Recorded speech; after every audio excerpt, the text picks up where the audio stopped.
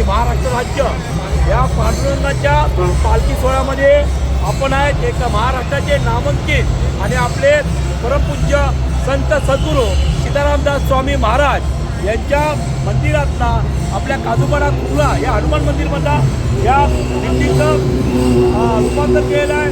आणि आपल्याबद्दल हरिभक्त पारायण आदरणीय वंदनीय गणेश सूर्यवंशी महाराज आहेत. आणि गणेश सूर्यवंशी महाराज यांना आपण टीव्हीवर पण बघितलं असणार. हे महाराष्ट्राचे नामांकित कीर्तनकार गणेशजी या पांडुरंगाच्या पालखीमध्ये तुम्हाला मानाचं स्थान भेटलं आहे. 3ऱ्या क्रमांकावर तुमची पालखी आहे आणि किती वर्षापासून या पालखीमध्ये आपण सर्व भारतीयांना घेऊन या पालखीमध्ये पदार्पण करतात. त्यामध्ये आपण आपल्याला दिंडी पुरस्कार सुद्धा 2017 मिळालेला आहे. आणि आपण काजूपाडा राम मंदिर जिथे आपलं सीतारामदास महाराजांचं अधिष्ठान आहे त्या ठिकाणापासून आपण ही दिंडी आणतो. आणि असंच वेळोवेळी दरवर्षी आपली अशी सोहळा चालू राहणार आहे. त्यावेळी कमीत कमी मला वाटतं 100-120 लोक आपल्या दिंडीच्या बरोबर आहेत. त्यामध्ये असं नाही कुठला भाग नाही. आपल्या हिंदू संस्कृतीवर ही दिंडी सतत चालू आहे. आणि हा सोहळा असंच कंटिन्यू चालू राहावं, कधी बंद करू नये अशा प्रार्थना. पांडुरंगाचा या पालखी सोहळ्यामध्ये तुम्हाला काय अनुभव आला आहे? आपल्या मुंबईकरांना फक्त मुंबईकरांना आषाढीचा पालखी सोहळा अनुभवता येत नाही. तर आषाढीचा पालखी सोहळा अनुभवण्यासाठी मुंबईकरांनी आपल्या मुंबईमध्ये रेणुका पंढरी येथे अवतरले अशा पद्धतीचा पालखी सोहळा चालू आहे.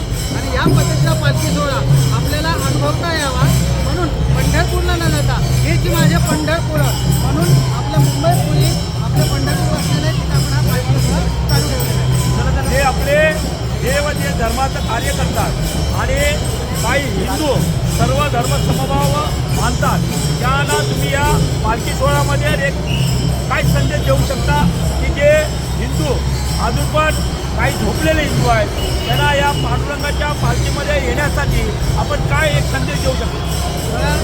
संत तुकाराम महाराजांच्या प्रमाणे हेच या महाकरुणे काम तिला वाढवावे नाम. त्याचं सुरुवातीचं चरण आपल्याला असं सांगतं की हेच आम्हा करणे काम बीजा वाढवावे नाम. म्हणजे आपल्याला बीज वाढवण्यासाठी आपल्याला नामस्मरण करत राहिलं पाहिजे आणि करणे पाखंडाचं खंडन केलं पाहिजे. त्यासाठी आपल्याला नामस्मरण आणि त्याचबरोबर काय दिंडी जेवढे हाती ही आमची शस्त्र आहेत. त्या पद्धतीनं आपण ही शस्त्र घेऊन हिंदुत्वाचा पुरस्कार करून आणि आपलं हिंदुत्व ठेवण्यासाठी असे पालखी सोहळे आपल्याला सर्व काही चालूच राहिलं पाहिजे. आणि या प्रत्येक हिंदूंना मी असं विनंती करतो या माध्यमातून की ह्या सर्वांनी या दिंडीमध्ये सहभागी राहिलं पाहिजे. आणि आपलं हिंदुत्व पुढे टिकवण्यासाठी आपल्या लहान मुलांना तुम्ही जर या कॅमेऱ्यामध्ये फिरून दाखवा लहान मुलं सर्व आहेत त्यामध्ये सर्वांनी सर्व घेऊन असा सोहळा पुढे घेऊन आपलं हिंदुत्व पुढे जागृत ठेवलं पाहिजे.